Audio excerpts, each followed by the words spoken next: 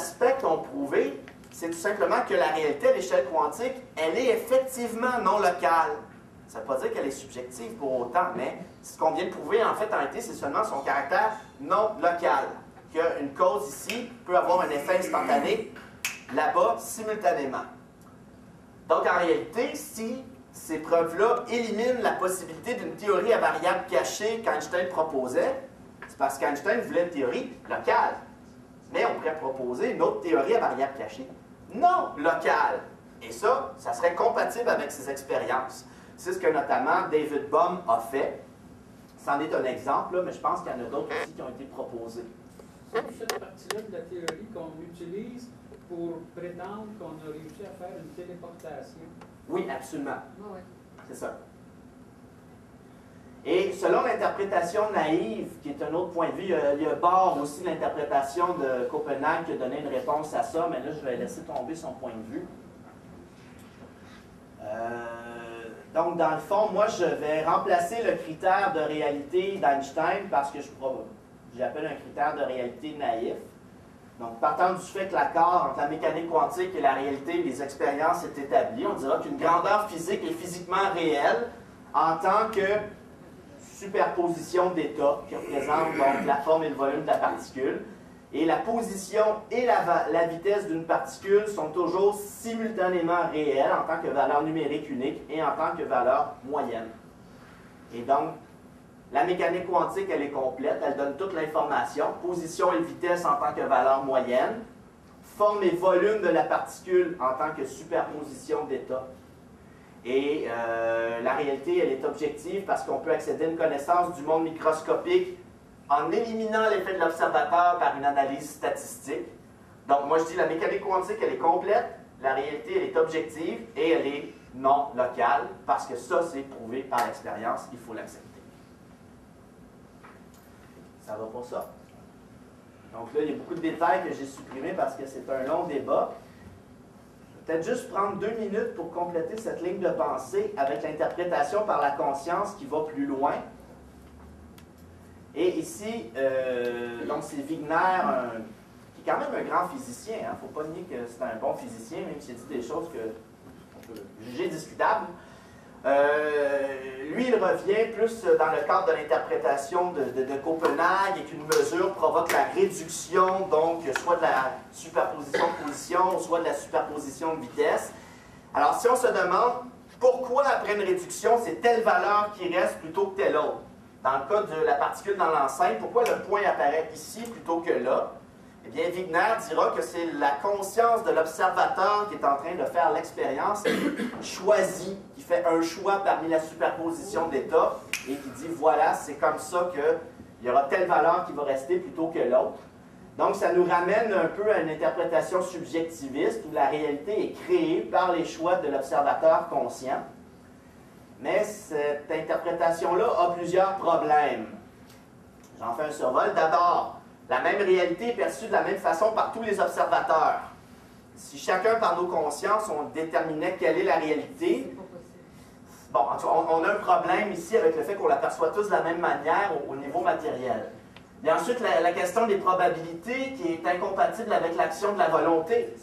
Par exemple, dans le jeu de dés, si c'était ma conscience qui décidait du résultat que j'obtiens, ben on ne parlerait plus de hasard et de probabilité, je pourrais contrôler le résultat que j'obtiens, si ma volonté était impliquée. Il y a l'idée qu'on peut faire des expériences donc automatisées qui se déroulent en l'absence d'observateurs conscients qui ne viennent qu'après coup lire les résultats des instruments.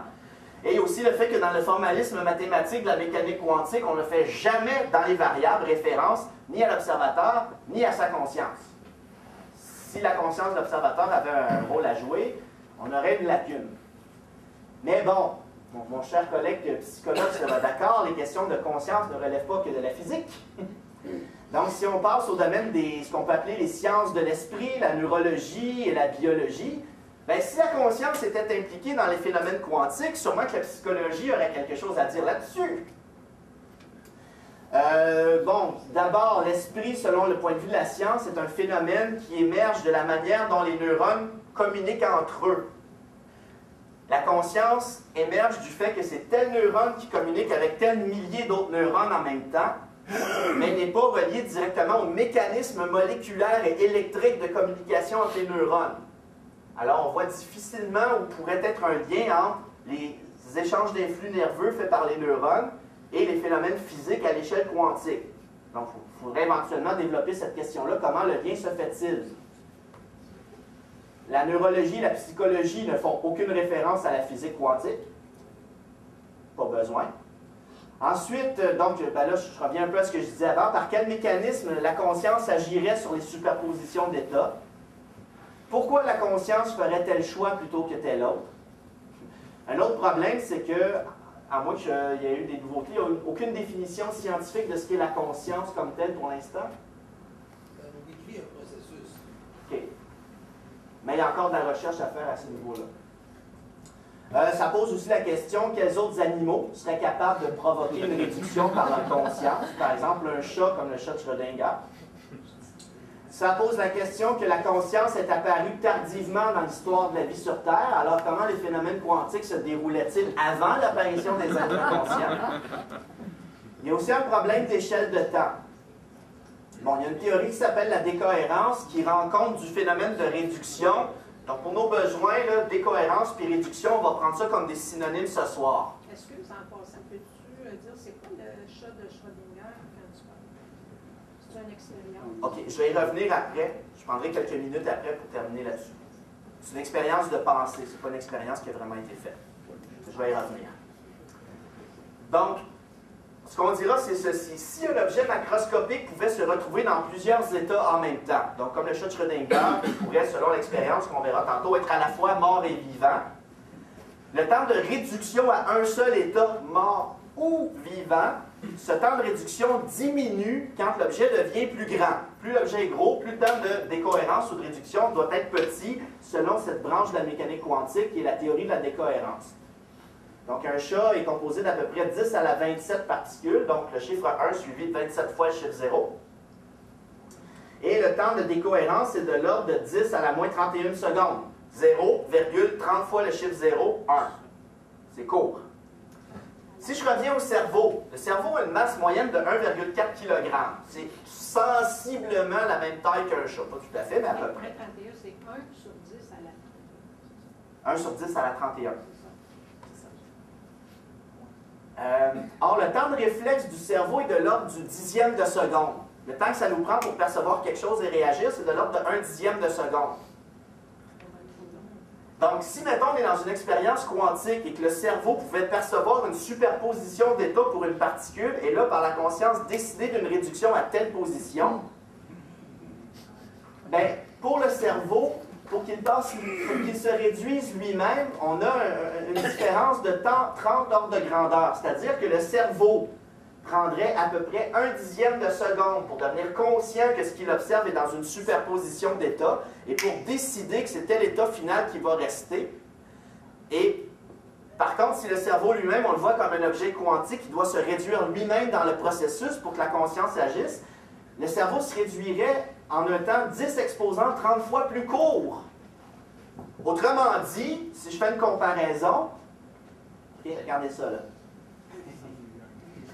Okay, 1000 milliards de fois l'âge de l'univers, c'est un nombre calculé, c'est un nombre exact. Si le cerveau était conscient que l'objet quantique est dans une superposition d'états et que le cerveau lui-même, selon les détails de la théorie, se mettait dans une superposition d'états, ça lui prendrait, mettons, de manière analogique, 1 seconde pour se réduire, et selon cette analogie, ça lui prendrait 1000 milliards de fois l'âge actuel de l'univers pour devenir conscient qu'il y a une superposition d'états et pour prendre une décision de produire la réaction, la réduction. Donc, si le temps de réduction pour le cerveau était de 1 seconde, le temps de réflexe serait de 1000 milliards de fois l'âge actuel de l'univers, c'est-à-dire 10 exposant 30 fois 1 seconde. Donc, ici, il y a manifestement une impossibilité physique. On peut évidemment sauver l'interprétation par la conscience si on tombe dans le surnaturel et que là, on décrète l'existence d'une conscience immatérielle, surnaturelle, qui n'est pas soumise aux lois de la physique. Là encore, là, on serait dans le domaine de, disons, l'interprétation philosophique.